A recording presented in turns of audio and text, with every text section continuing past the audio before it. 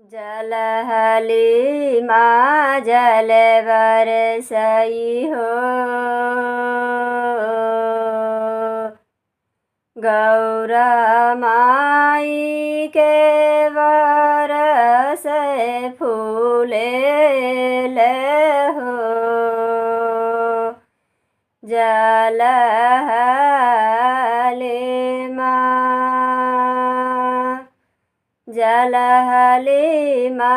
जल बरसई हो,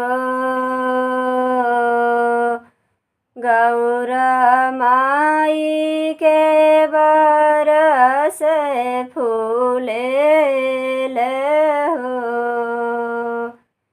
जलहलीमा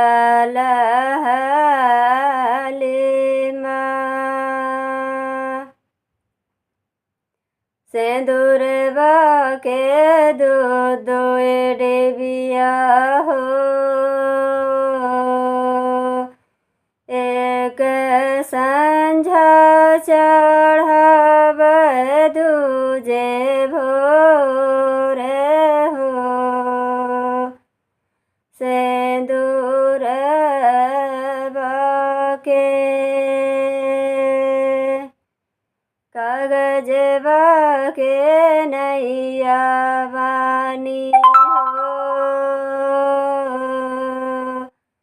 खेवैया हाय भोलेनाथ हो। कागजवा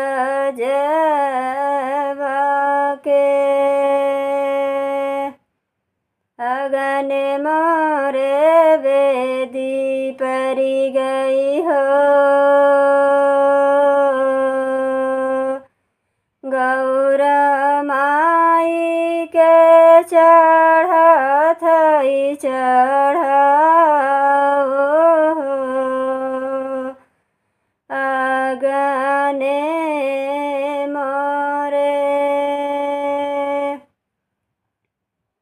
फूलन काए दूध गजरा हो, एक संझा चढ़ाव दूजे भोर हो। फूलन बाके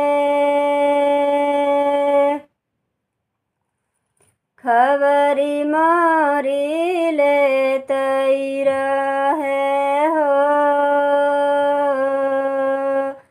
चाहे दूरी बसाए चाहे नीर हो।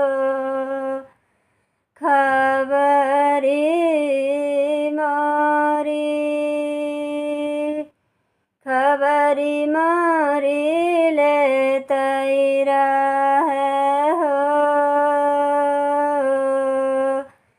चाहे दूरी बसाए चाहे नीर हो। खबरी मारी